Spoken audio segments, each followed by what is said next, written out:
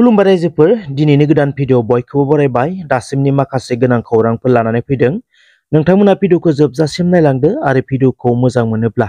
अन्नानै मोनसे लाइक खालामदो आरो हायोब्ला लोगोफोरनोबो शेयार खालामनानै होदो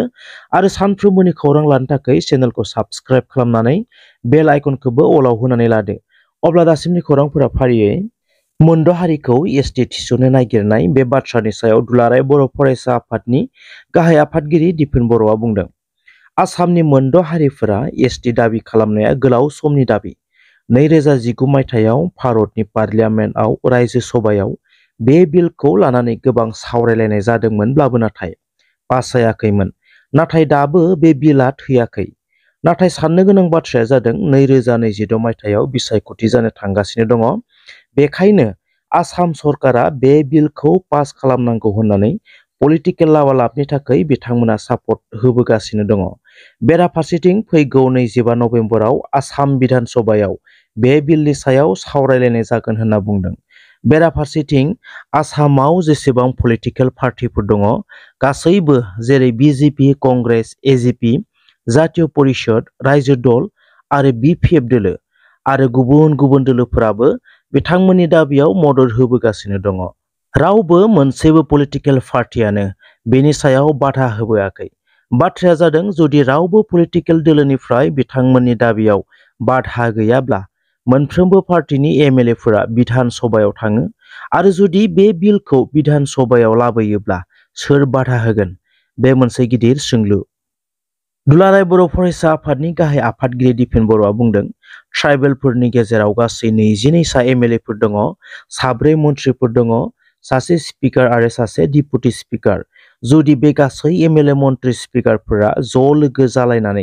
जुदि गिबि मन्त्रिजों मोजाङै सावरायलायोब्ला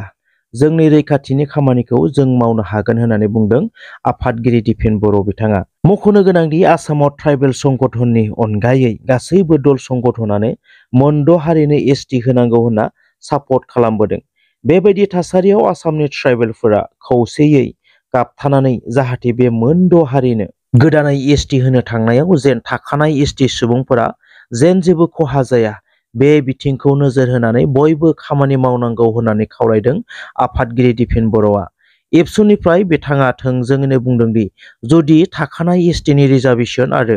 राइट एन्ड प्रिभिलेजफोरखौ खहा खालामनानै गोदानै जुदि एसटि होयोब्ला एबसुआ जेब्लाबो क्लियार स्टेन्ड लानानै खामानि मावगोन होनना बुंदों आफादगिरि दिपेन बर' बिथाङा बेराफारसेथिं मोनद' हारिया आसामाव एसटि दाबि खालामनायनि अनगायैबो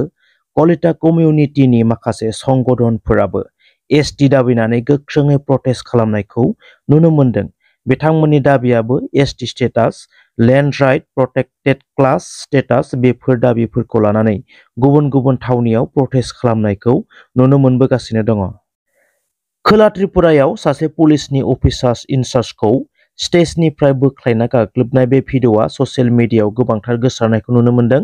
खोला त्रिपुरानि बेलोनिया होननाय थावनियाव मोनसे क्लाबआ पुजा रिलेटेड इभेन्टनि मोनसे डिजे पारफर्मेन्स हाबाफारि खुंदोंमोन आरो बे डिजेखौनो बन्द खालामनो थाखाय पुलिसनि दोलोआ स्टेजआव गाखोना खावलायदोंमोन बे समावनो गोमो गाबनि ड्रेस गाननाय माखासे क्लाबनि सोद्रोमाफोरा शिबु रन्जन दे मुंनि पुलिसनि अफिसार इनचार्जखौ आथिङाव हमना बोख्लायो आरो गोब्राब जोखोम खालामदों होनना खौरां मोन्दों मिथिनाय बादिब्ला बे प्रग्रामखौ खुंनो थाखाय जेसेबांसिम सम होनाय जादोंमोन बे समा बांद्राय जालांबायमोन जाउनाव पुलिसनि दोलोआ बन्द खालामनो थांनायावनो बे जाथाया जायो क्लाबनि प्रेसिडेन्ट सेक्रेटारिजों लोगोसे बे जाथायाव लोब्बा थानाय गासै सास्निखौ पुलिसआ खाबाय होनना खौरां मोन्दों क'क्राझार जिल्लानि सिङाव थानाय थिथागुरिनि सालभेशन फाउन्डेशन रिहाबिलिटेशन सेन्टाराव थांनाय 30 सेप्तेम्बर खालारखालि जिउ गोमालांनाय जाम्फैगुरि गामिनि थागिबि रिफुल गयारिनि फासि नांना जिउ गोमानाय जाथायखौ लानानै रिफुल गयारिनि बिमा बिफाया न्याय मोननो थाखाय माखासे एलिगेशन लाबोनायनि सायाव मैया सालभेशन फाउन्डेशन रिहाबिलिटेशन सेन्टारनिफ्राय खौरांगिरि मेलनि गेजेरजों जाथायनि सायाव माबोरै जानाय बिनि सायाव फोरमायना होनायखौ नुनो मोन्दों बिथांमोना फोरमायनाय बायदिब्ला बिथांमोननि सेन्टाराव दैनि प्रब्लेम जादोंमोन मटरजों दै बोखांनो हायैनि जाउनाव दैनि आंखाल जानायलाय सासे नेग्राया दै लायनो थांदोंमोन 4-5 मिनिटनि उनाव जेब्ला नेग्राया फैफिनो अब्ला रिफुल गयारिया फासि नांनानै बाब्राबबाय थानाय समावनो हाखु दाखुयै बासायनो नाजादोंमोन आरो MRM सिमबो लांनाय जादोंमोन होनना बुंदों आरो MRM नि डक्टरफोराबो बासायनो नाजादोंमोनब्लाबो नाथाय डक्टरा दसेनि उनाव थैबाय होनना बुङो। पस्टमर्टम खालामनायनि सायावबो बिथांमोना माखासे एलिगेसन होनायनि सायावबो रिहाब सेन्टारनिफ्राय रैखा खालामना होदों दि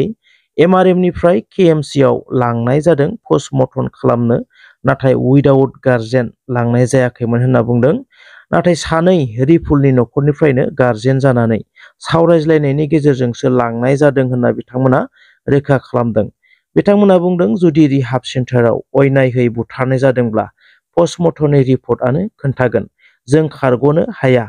बेनिखायनो पस्टमर्टमनि रिपर्ट बायदियै लिगेलहै न्यायखौ नागिरनायाव जोंबो रेसपेक्ट खालामो होननानै बिथांमोना बुंदों। बेराफारसेथिं बिथांमोना मोननै बाथ्रा बुंबावदों दि जि समाव रिपुलखौ रिहाब सेन्टाराव दोनफैनाय जादोंमोन बै समाव न'खरनिफोरा मोननै हिडेन हिस्टरिखौ खोन्थाना गालाङाखै। बिथांमोना फोरमायनाय बायदिब्ला सेंग्राया गावनि न'आवनो फासि नांफ्रामनायमोन बे बाथ्राखौ न'खरनिफोरा खोन्थाना गालाङाखैसै। जुदि बेफोर बाथ्राखौ खुला-खुलि खोन्थाना गालांनायमोनब्ला बेखौ स्पेसियेल ट्रिटमेन्ट खालामनाय जागौमोन होनना बुङो बिथांमोना। बेराफारसेथिं बेहा मोजां मोननायनि प्रब्लेमबो जादोंमोन बेफोर बाथ्राफोरखौ सेंग्राया रिहाब सेन्टाराव खोन्थाना लादों होनना बिथांमोना फोरमायनायखौ नुनो मोनदों। कार्बि आंलंनि केर'नियाव ट्राइबेल सुबुंफोरनि हाखौ गुबुन राव रायग्राफोरा गोबां रां होनानै स्रोदै बायना लानाय बे बाथ्राया सोराङाव फैदों आरो मैया गुबुन राव रायग्राफोरा डिमासा ट्राइबेल सिख्लानि सायाव हा-हुखौ लानानै गाग्लोबनाय जाथाया ससियेल मिडियायाव गोबां गोसारनायखौ नुनो मोनदों। दासिमनि थाखाय बेसांखिनियानो। थेंक इउ सो माच रायजोफोर जायफ्रा भिडिअखौ जोबजासिम नायजोब्बाय गासैनिसिमबो थेंक इउ। भिडिअखौ मोजां मोनदोंब्ला अन्नानै मोनसे लाइक खालामदो आरो हायोब्ला लोगोफोरनोबो शेयार खालामनानै होदो आरो सानफ्रोमबोनि खौरां लानो थाखाय चेनेलखौ साबस्क्राइब खालामनानै बेल आइकनखौबो अलाव होनानै लादो। Thank you.